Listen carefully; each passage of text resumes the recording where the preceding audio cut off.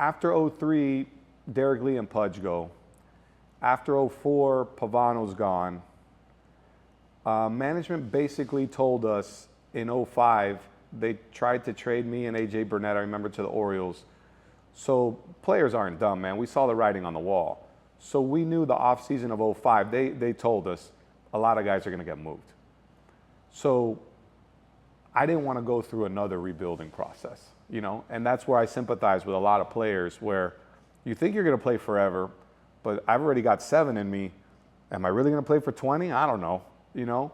So when I got traded, a part of it I was happy because I felt like Boston was a great baseball town, number one. I felt like it was a good park for me specifically to hit in as a pull hitter. You got that wall that's close. And I was going with one of my buddies, with Josh. You know, so I actually viewed it as sometimes a change of pace and a change of scenery is okay. You know, we weren't going to win. And going from as good as we were in '03 to, I think injuries kind of hurt us in '04. '05, I had basically the 1 year where I could say it was my terrible year. And then they just kept chipping away at the pieces that were part of your team. We weren't the same team. We were a different team. So, you know, they told me Luis Castillo's going to get traded. I said, man, Dele's gone, Castillo's gone. It seems like Gonzalez is gone. The infield's gone. You know, like it wasn't the '03. It was never going to be that '03 team. So I didn't mind it. There was a whole different kind of pressure coming off, you know, let's say a subpar season for the numbers that I had put up. So honestly, I kind of felt like I was a minor leaguer again. It was the first time that I started hitting. I usually start hitting right after New Year's. You know, I give myself 2 weeks off, and then I start working out, throwing program in December, like it's scripted. And I start hitting in January. I go 6 weeks of hitting before 6 weeks of spring training. That's more than enough time. I was hitting in November because I was like, you know, the minute I got traded, it was right around Thanksgiving. I said, you know, you got to prove yourself because, you know, it's human nature. You read all the things. His bat speed's lower. Is this decline of his career? So you're kind of motivated to prove people wrong. And Curt Schilling was the first guy when I got to the Red Sox clubhouse, and he was like, he goes, you're going to do fine here, but just remember, we win, New England sleeps well. We lose, New England doesn't sleep well. And I was like, New England? He's like, yep, it's every damn state in New England. So it was a different kind of pressure, but honestly, it ended up being one of the 5 of the most enjoyable, I would say 3 of the most enjoyable. After I blasted my hip and had hip surgery, I wouldn't say baseball was as enjoyable, but that atmosphere, remember, we're coming from, man, we're a pretty good team and we're not drawing. One of our big things with the Marlins was in '03, I remember we went to Cincinnati like in May or something, and the Reds were not doing well. It was like a Tuesday night. They had like 27,000. I'm like, why are we drawing 9 and 12 in the middle of the week when we're so much better? So we were, I guess the right word was we were a little jealous that we didn't play in front of a lot of fans. You know, when their fans, when we would go on the road on teams that were much worse than us and playing a brand of baseball that wasn't as exciting as ours. You know, so I get to Boston. I mean, I think our 3rd home game was against the Royals. It's one of those 35-degree days where it's not snowing, but it's miserable. Like the last thing you want to do is play baseball. And there's not an empty seat. Like my 5 years there, it was 400 sellouts. That's a pretty cool feeling to have, you know? So I felt like I kind of went from an attendance standpoint, you kind of went from the basement to the penthouse, you know what I mean? Because they just lived and breathed. And that whole New York thing that I mentioned earlier, half that city likes the Mets. Like there's no mistaking in Massachusetts, Rhode Island, Vermont, New Hampshire, Maine, like it's Red Sox and we love the Red Sox and we live and die with you. So that was a different kind of perspective on, you know, the city and the tradition, which was, I embraced it. I liked it, you know, and it worked out for me pretty well. So 2007 comes around. You have your highest, at least from a run producing production. What do you attribute that spike to? I mean, that lineup was pretty good, but you've hit good lineups before. Yeah, couple things. I mean, I was the perfect lesser of all the evils because that year, I tell David Ortiz, he probably made me more money than anyone because in '06, he hits 55 home runs. In '07, he hits like 58 doubles. Now, mind you, Fenway Park, runner on first. He hits a double off the wall. That guy can't score. Runner on second and third. Manny Ramirez comes up. You want to face Manny Ramirez or you want to face Mike Lowell? I want to face Mike Lowell 10 out of 10 times. Like, I know my role.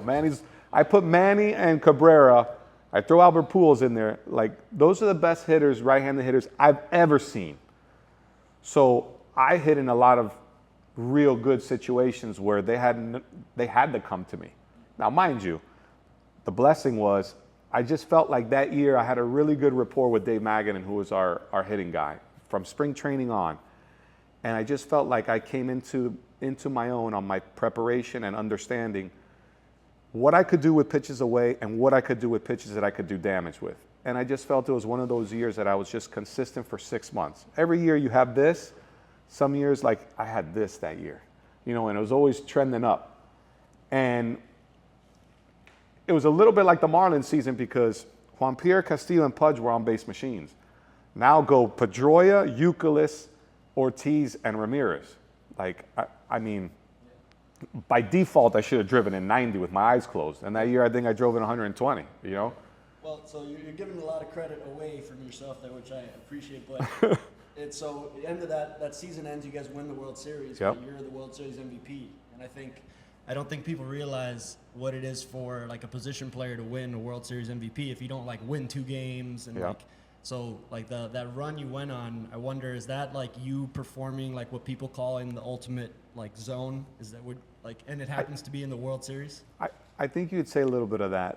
The way I view the World Series MVP is, when you're playing wiffle ball and you say, game 7, you're down by 3 and all that, and whether you hit a grand slam or not, like you never put yourself in the scenario as, I won the World Series MVP. It's always you might have hit the home run, you might have done this. That is not the thought process ever. But once again, I always go back to I feel like I'm running away from disappointment is what I think I was. When I got my cancer diagnosis, I remember my focus was, I don't want to be labeled as the guy that could have played, but he didn't because he had cancer. I didn't want that to be the reason. When I get traded, I didn't want to be the guy to, I didn't want the Yankees to think that, hey, we got away with one. I wanted to prove them wrong. Even when I got to Gables, I wanted to prove to the Columbus guy, coach, wrong. So I was always chasing that. And then in that season, I said, it would be such a disappointment. Kind of low 3. You get to the World Series. What a disappointment that you get to the World Series and lose. I go, I drove in 120 runs. What a disappointment it would be if I can't show up in the World Series.